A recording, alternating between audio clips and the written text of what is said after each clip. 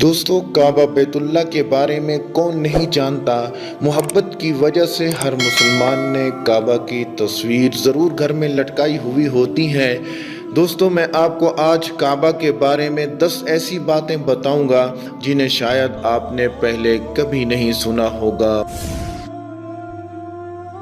दोस्तों, खाना काबा मक्का के पहाड़ों में ढलवान वाली जगहों में मौजूद है, जिसकी वजह से जब भी बारिश हुआ करती थी तो वादी में सैलाब आ जाया करता था और खाना काबा के चारों तरफ पानी इकट्ठा हो जाया करता था। और उस वक्त उस पानी की निकासी के कोई ख़ास असबाब न थे, लेकिन मुसलमान उस वक्त भी खाना काबा का तवाफ़ किया करते थे और तैराकी करके तवाफ़ करते थे।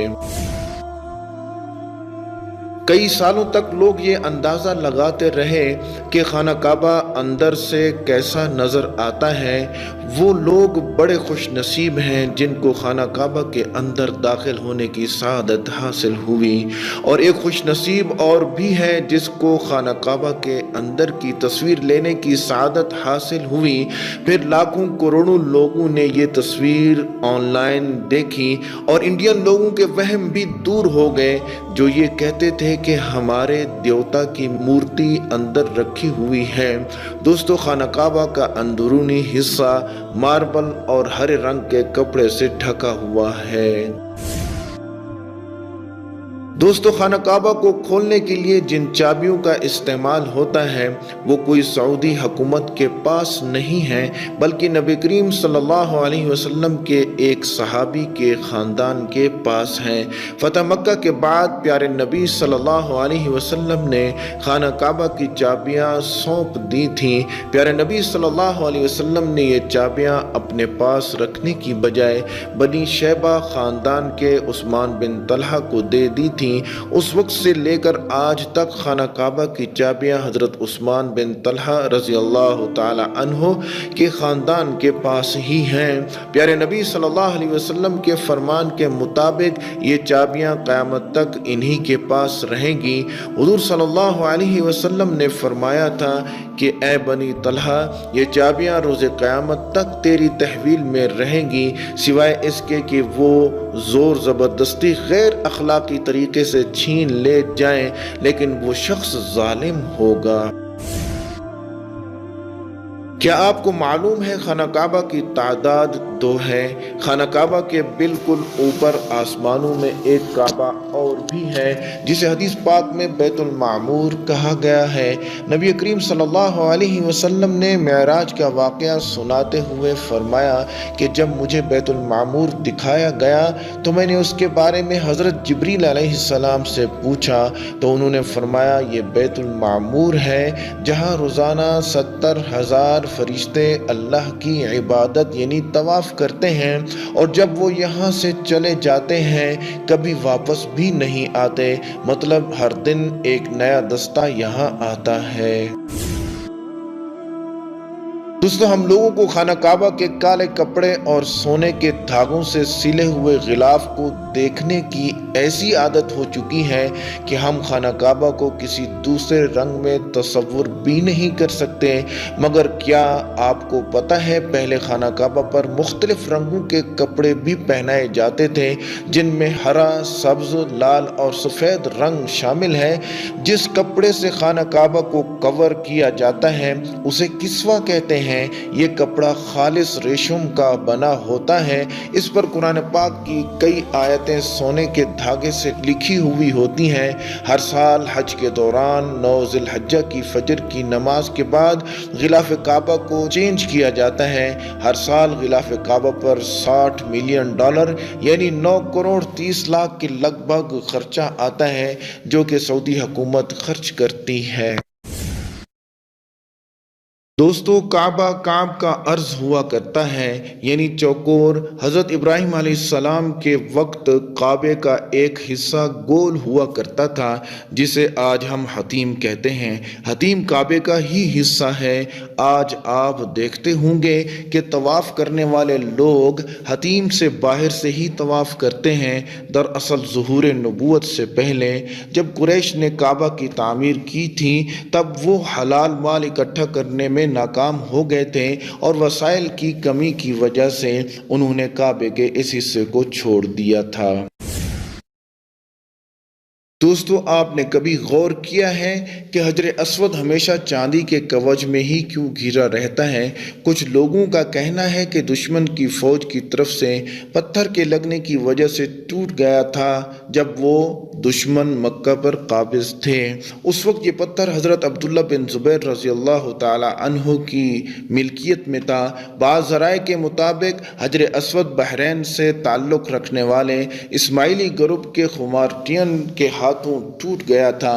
ان لوگوں کا گمان یہ تھا کہ حج ایک توہین پرستی والا عمل ہے۔ اپنی بات کو ثابت کرنے کے لیے ان لوگوں نے 10,000 حجاج کرام کو مار ڈالا، ان کے جسموں کو آب زمزم کے کنویں میں پھینک دیا تھا۔ یہ غیر مناسب عمل کافی نہیں تھا کہ لوگ حجر اسود کو مشرق میں لے گئے، پھر عراق کے شہر کوفہ میں لے گئے، اس کے بدلے میں وہاں پیسے دیے گئے اور ان کو مجبور کیا گیا کہ یہ پتھر خلیفہ وقت کو واپس کر دیں۔ جب یہ واپس کیا گیا تب یہ ٹکڑوں میں تھا۔ تب سے جوڑنے کا ایک ہی طریقہ سمجھ میں آیا کہ اس کو چاندی کے سانچے میں رکھا جائے۔ کچھ لوگوں کے مطابق اس مقدس پتھر کے ٹکڑے آج بھی کہیں گم ہیں۔ دوستو، کیا آپ کو پتہ ہے کہ خانہ کعبہ میں پہلے 2 دروازے ہوا کرتے تھے؟ ایک خانہ کعبہ میں داخل ہونے کے لیے اور دوسرا باہر نکلنے کے لیے، اور ایک کھڑکی بھی ہوا کرتی تھی، مگر خانہ کعبہ میں صرف ایک ہی دروازہ رکھا گیا ہے، اور یہ دروازہ 1989 یعنی 1979 میں لگ بھگ 300 کلو سونے سے بنایا گیا تھا۔ اس سے پہلے یہ دروازہ چاندی کا ہوا کرتا تھا اور جو پہلے کھڑکی ہوا کرتی تھی اس کو بھی ہٹا دیا گیا تھا۔ دوستو، نبی کریم صلی اللہ علیہ وسلم کے زمانے میں کوئی بھی مسلمان خانہ کعبہ میں آ جا سکتا تھا اور عبادت کر سکتا تھا۔ خانہ کعبہ ہفتے میں 2 بار کھولا جاتا تھا، مگر آج کے زمانے میں مسلمانوں کی تعداد اور دیگر وجوہات کی بنا پر خانہ کعبہ کو سال میں صرف 2 مرتبہ کھولا جاتا ہے۔ اس میں بھی اعلیٰ شخصیات اور خاص مہمان ہی خانہ کعبہ میں جا سکتے ہیں۔ دوستو، خانہ کعبہ کو کب، کیسے اور کیوں تعمیر کیا گیا؟ آج ہم جب اسے دیکھتے ہیں وہ ہمیشہ تو ایسے نہیں تھا۔ قدرتی آفات اور وجوہات کی وجہ سے خانہ کعبہ کی تعمیر کی ضرورت پڑتی رہی۔ دوستو، ہم میں سے اکثر لوگ سوچتے ہیں کہ کعبہ کی تعمیر سب سے پہلے حضرت ابراہیم علیہ السلام اور ان کے بیٹے حضرت اسماعیل علیہ السلام نے کی، مگر ایسا نہیں۔ روایات میں آتا ہے کہ اللہ نے جب حضرت آدم علیہ السلام کو زمین پر بھیجا تب حضرت آدم علیہ السلام نے اللہ کے حکم سے خانہ کعبہ کو تعمیر کیا اور مختلف پہاڑوں سے پتھر لا کر کعبہ کی بنیاد رکھی۔ اس کے ہزاروں سال بعد جب حضرت نوح علیہ السلام کے دور مبارک میں جب طوفان نوح آیا تب خانہ کعبہ طوفان کی وجہ سے بہہ گیا، مگر کعبے کی بنیاد بچی رہی۔ بعد میں حضرت ابراہیم علیہ السلام نے اللہ کے حکم سے اپنے بیٹے حضرت اسماعیل علیہ السلام کے ساتھ مل کر اسی بنیاد پر خانہ کعبہ کی پھر سے تعمیر کی۔ پھر نبی کریم صلی اللہ علیہ وسلم کے زمانے میں ظہور نبوت سے پہلے قریش والوں نے پھر سے خانہ کعبہ کو تعمیر کیا۔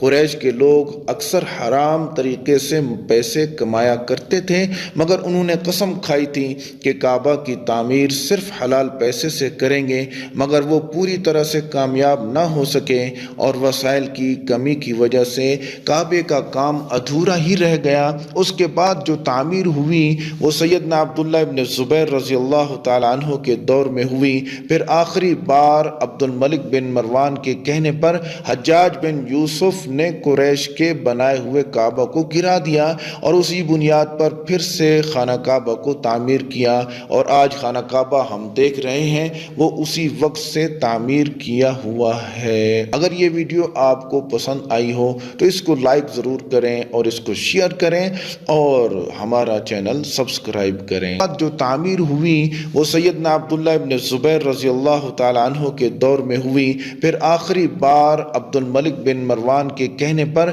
حجاج بن یوسف نے قریش کے بنائے ہوئے کعبہ کو گرا دیا اور اسی بنیاد پر پھر سے خانہ کعبہ کو تعمیر کیا، اور آج خانہ کعبہ ہم دیکھ رہے ہیں وہ اسی وقت سے تعمیر کیا ہوا ہے۔ اگر یہ ویڈیو آپ کو پسند آئی ہو تو اس کو لائک ضرور کریں اور اس کو شیئر کریں اور ہمارا چینل سبسکرائب کریں۔